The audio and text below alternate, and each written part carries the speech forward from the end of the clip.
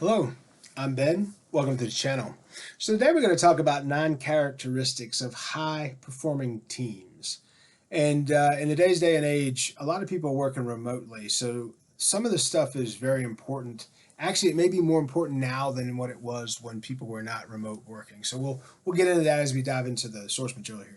So as you look at this, the thumbnail is what I'm going over. I always put in the thumbnail so you can take a picture of that and have this reference for yourself. But 9 characteristics of high-performing teams. Number 1 is a shared vision, co-creating and co-owning our vision and the values in which we want to work together and deliver important outcomes.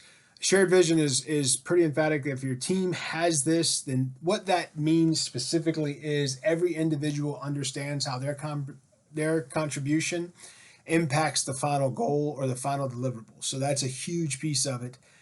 And if it's a shared vision, that should keep people focused on the big picture instead of the minutia or the eruptions of day-to-day life. So that's why shared vision is very important. Number 2 is a clarity of roles and goals. It needs to be specific, that having a clear understanding of your own role, responsibilities, and your own goals, and the understanding of each other's goals as well, because that allows people to be accountable and also be successful in achieving their goals, because it marks a better expectation. Number 3 is ownership and autonomy. Taking responsibility as a team for what we do and what we're here to deliver is extremely important, and having the appropriate discretion on how we achieve it is the second piece of that. So that's ownership and autonomy. That's 3. Number 4 is a culture of psychological safety. I've done videos on this before. Psychological safety says people are at work and they understand that they can do their best work because they're in a safe place to do that. Taking responsibility there equals trust, respect, feeling free to ask questions and make suggestions, admitting mistakes, and seeking help without fear of being shamed or being retaliated against. That's a huge thing. A lot of companies these days say they're one of the top employers in the country, but they don't support a psychologically safe environment for their teammates. You can't be a top employer and not take care of your teammates in that capacity. Number 5 is a strong social support amongst team members, meaning your team members work collaboratively,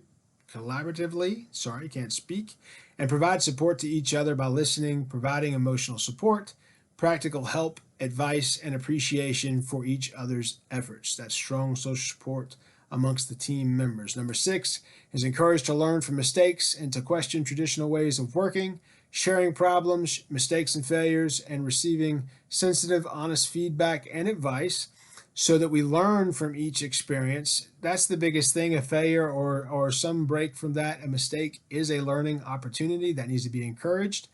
And we need to be respectful and challenge assumptions around the ways and ideas we do things to the status quo. Sometimes the best way you improve a situation is you cut waste by saying, all right, this is how we've always done it. What if we alter this?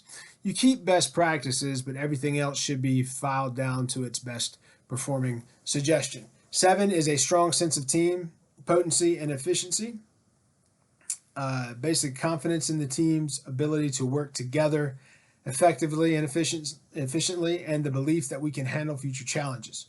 8 is prioritizing communication, realizing the importance of making the time regularly to share ideas, feedback, concerns, and new information, and also review what you did before so you can learn from the mistakes as a group. So the growth of the mistakes doesn't just stay with 1 or 2 people. The whole group learns of the benefit of what is there. And finally, number 9 is to feel valued and celebrating success. I always say celebrate wins as often as you can, but that's what this is talking about, genuinely valuing the particular knowledge and experience of each individual team member and creating opportunities to acknowledge each success for each team member and the team as a whole. So that's the video for today. I hope you enjoyed that. If you did, please subscribe, please like, and please share this video. I got this from therealworldgroup.com. It's 9 characteristics of high-performing teams. I'm Ben. Be good.